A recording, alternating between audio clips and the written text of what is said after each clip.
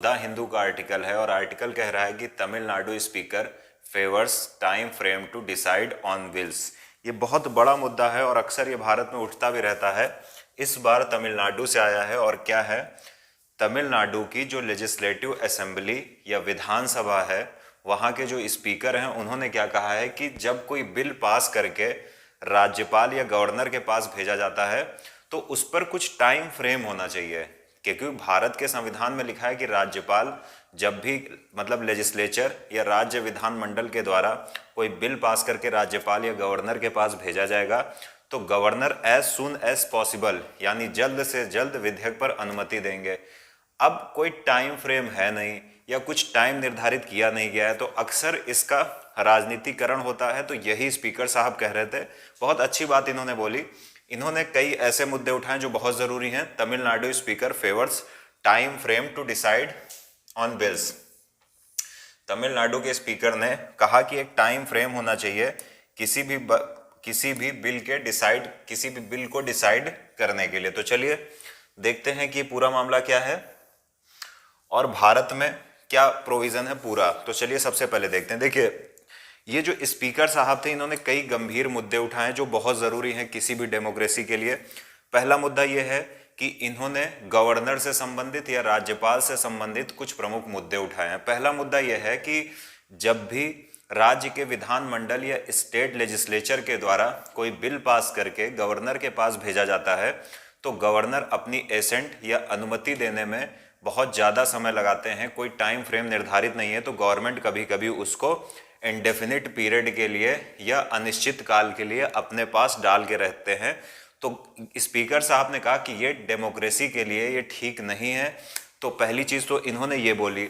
साथ ही साथ आपको पता है कि गवर्नर के पास एक पावर है कि वो स्टेट लेजिस्लेचर द्वारा जो भी बिल पास किया जाता है, जब गवर्नर के पास उसकी एसेंट के लिए भेजा जाता है, उसकी स्वीकृति या अनुमति के लिए भेजा जाता है, तो गवर्नर उस बिल को आर्टिकल 201 या 201 के तहत राष्ट्रपति के पास विचार के लिए, कंसिडरेशन के लिए रख सकता है। तो ये 201 में कहा गया है। तो स्पीकर साहब ने ये भी कहा है कि जब गवर्नर किसी बिल को प्रेसिडेंट के पास भेजता है तो वो एक निर्धारित समय में भेजा जाए। ऐसा होता है कि गवर्नर जब आपको प्रेसिडेंट के पास भेजना है तो आप इतने लंबे समय तक अपने पास रखते हो फिर प्रेसिडेंट के पास भेजते हो। तो अगर आपको लग रहा है कि उस बिल के कुछ ऐसे प्रोविज़न हैं जो किसी भी प्रकार से कुछ हार्मफुल हैं और आप प्रेसिडेंट के पास भेजना चाह रहे हो या आप प्रेसिडेंट की अनुमति ही चाहते हो तो फिर अपने पास इतने लंबे समय तक क्यों रखते हो। तो ये बात बहुत इंपॉर्टेंट बात उठाई।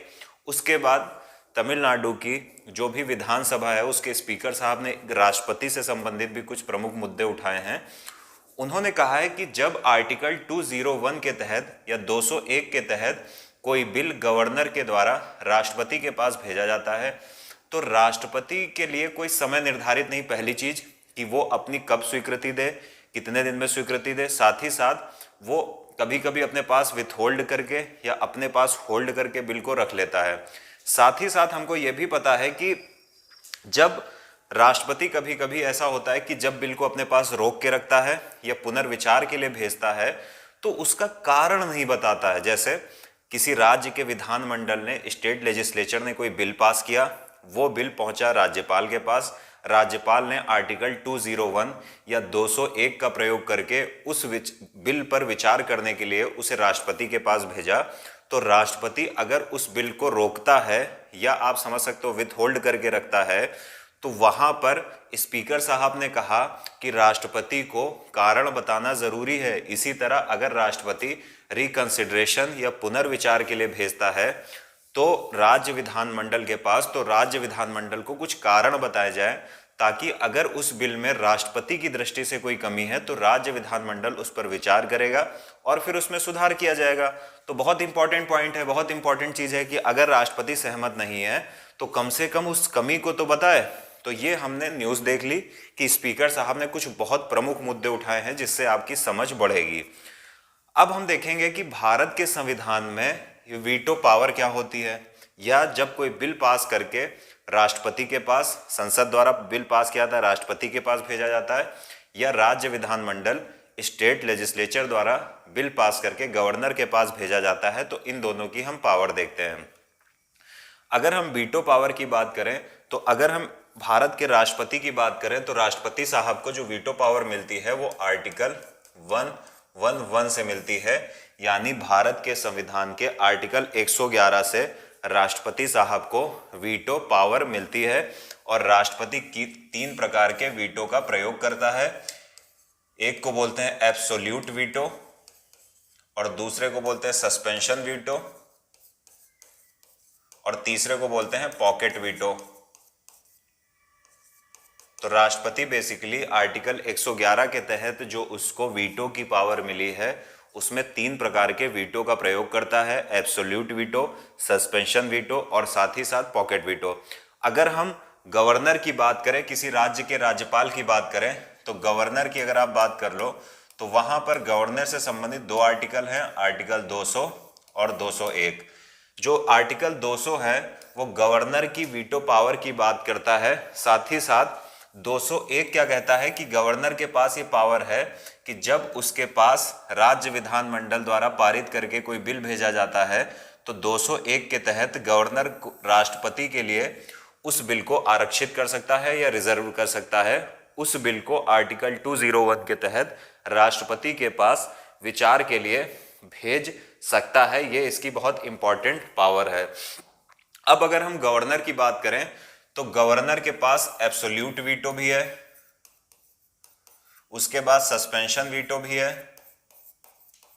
और पॉकेट वीटो बस नहीं है। तो इस चीज को याद रखना कि गवर्नर साहब के पास पॉकेट वीटो नहीं है, राष्ट्रपति के पास तीनों वीटो हैं, एब्सोल्यूट, सस्पेंशन और पॉकेट। और गवर्नर साहब के पास आर्टिकल 200 के तहत जो वीटो प्राप्त हैं उसमें से आप देखेंगे तो जो राष्ट्रपति से अगर आप तुलना करेंगे तो पॉकेट वीटो उनके पास नहीं है। अब हम समझेंगे कि आखिर ये वीटो होते क्या हैं। सबसे पहले अगर हम वीटो की बात करें तो पहला वीटो कौन सा है, एब्सोल्यूट वीटो। अब ये क्या होता है कि अगर कोई, मान लो राष्ट्रपति की बात एग्जांपल लेकर चलते हैं, ज्यादा समझ में आएगा। मान लो कि संसद कोई बिल पास करके, संसद में तो राष्ट्रपति भी शामिल हो जाता है, ये बोलना उचित नहीं है, आप ये बोल सकते हैं कि जब संसद के दोनों सदन किसी बिल को पास करके राष्ट्रपति की स्वीकृति के लिए भेजते हैं, क्योंकि हमको पता है कि पार्लियामेंट का पार्ट राष्ट्रपति भी है, प्रेसिडेंट भी है। पार्लियामेंट के बेसिकली 3 पार्ट होते हैं, राज्यसभा, लोकसभा और प्रेसिडेंट।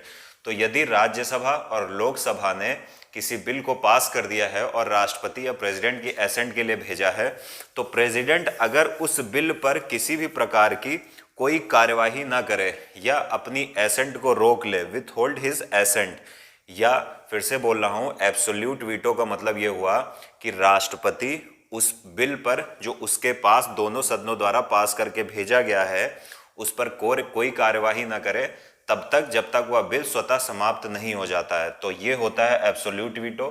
इसमें राष्ट्रपति उस बिल को अपने पास तब तक रखता है जब तक बिल समाप्त नहीं हो जाता है। तो एब्सोल्यूट वीटो हमने बात कर ली।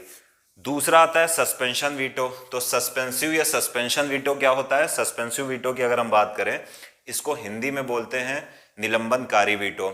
जब भी कोई बिल दोनों हाउसेस के द्वारा पास करके प्रेसिडेंट के पास भेजा जाता है तो प्रेसिडेंट के पास ये अधिकार होता है कि वो रिकंसिडरेशन या पुनर्विचार के लिए दोनों सदनों के पास फिर से भेजे। और जब प्रेसिडेंट पुनर्विचार के लिए भेजता है तो इसे ही बोलते हैं सस्पेंसिव वीटो।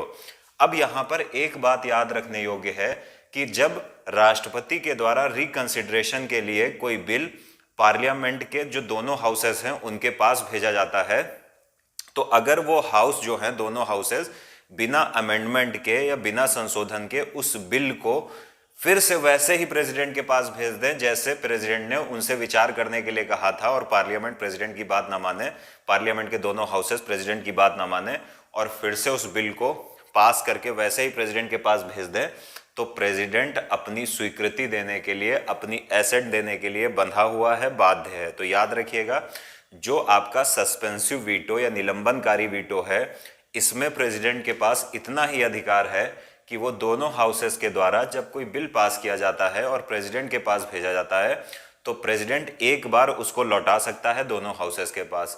यदि प्रेसिडेंट के लौटाने के पश्चात दोनों हाउस फिर से उस बिल को वैसे ही फिर से पास करके प्रेसिडेंट के पास भेज देते हैं, तो प्रेसिडेंट फिर स्वीकृति देने के लिए, एसेंट देने के लिए बाध्य है, उसमें कोई भी प्रेसिडेंट की पावर नहीं रह जाती है। तीसरा जो वीटो आता है उसको बोलते हैं पॉकेट वीटो।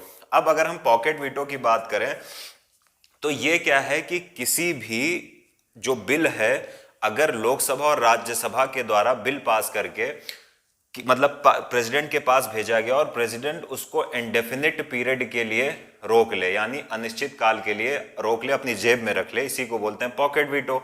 यानी कोई बिल आया, लोकसभा से भी पास हो गया, राज्यसभा से भी पास हो गया, और एसेंट के लिए या अनुमति के लिए, स्वीकृति के लिए जब वो राष्ट्रपति के पास भेजा गया तो राष्ट्रपति उस बिल को अपनी पॉकेट में रख ले, यानी इंडेफिनिट पीरियड के लिए उसको रख ले, ना तो बिल को रिजेक्ट करे और ना ही बिल को किसी भी प्रकार का संशोधन के लिए भेजे। तो याद रखिएगा कि ना तो बिल को राष्ट्रपति वापस करता है, ना फिर रिजेक्ट करता है, तो ऐसे को बोलते हैं पॉकेट वीटो। अब भारत का जो प्रेसिडेंट है उसके पास ये जो पॉकेट वीटो में बिल को रखने वाली चीज है, ये इंडेफिनिट पीरियड के लिए है, अनिश्चित काल के लिए है। लेकिन हम अगर यूनाइटेड स्टेट ऑफ अमेरिका की बात करें तो वहां का जो प्रेसिडेंट है वो मैक्सिमम कहा जाता है कि लगभग 10 दिन तक किसी बिल को रोक सकता है। तो इस बात को भी याद रखना है कि जो अमेरिका के राष्ट्रपति साहब हैं वो क्या करेंगे, वो 10 दिन तक किसी बिल को रोक सकते हैं। तो ये चीज आप समझ पाओगे। अब हम देखते हैं कि जब किसी स्टेट का गवर्नर जो होता है वो किसी राज्य की जो विधानमंडल होती हैं, स्टेट लेजिस्लेचर्स होती हैं, उनके द्वारा जब बिल पास करके गवर्नर के पास भेजा जाता है और गवर्नर आर्टिकल 200 के तहत उसको विचार करने के लिए 201 में कहा गया है कि राष्ट्रपति विचार करेगा, तो गवर्नर उसके पास भेज देता है प्रेसिडेंट के पास कोई बिल। अब उस बिल पर कैसे प्रोसेस होती है, देखिए, जब किसी राज्य विधानमंडल या स्टेट लेजिस्लेचर द्वारा बिल पास करके गवर्नर के पास भेजा जाता है, गवर्नर उसको राष्ट्रपति के विचार के लिए रिजर्व कर देता है, आरक्षित कर देता है, तो राष्ट्रपति क्या करेगा, राष्ट्रपति स्वीकृति दे भी सकता है, स्वीकृति देने के लिए, एसेंट देने के लिए रोक सकता है, और फिर से उस बिल को राज्य विधानमंडल के पास रिकंसिडरेशन के लिए भेजता है। अगर जब भी, एक बात ये और मैं नोट पॉइंट में आप लिख भी सकते हो कि जब भी राज्यपाल राष्ट्रपति के विचार के लिए कोई बिल रख देता है राज्य विधानमंडल का, स्टेट लेजिस्लेचर का, तो वहां से फिर राज्यपाल बीच से गायब हो जाता है। अब मामला बचेगा राष्ट्रपति का और स्टेट लेजिस्लेचर का या राज्य विधानमंडल का। तो राज्य विधानमंडल राष्ट्रपति द्वारा जब वापस बिल भेजा जाता है पुनर्विचार के लिए, रिकंसिडरेशन के लिए, तो राज्य विधानमंडल अगर उसको बिना संशोधन के या संशोधन के साथ फिर भी पारित करके राष्ट्रपति के पास भेजती हैं, तो राष्ट्रपति जरूरी नहीं है कि उस पर अपनी एसेंट प्रदान कर दे। तो याद रखिएगा कि राष्ट्रपति को जो आर्टिकल 201 के तहत पावर दी गई है वो काफी बड़ी पावर है।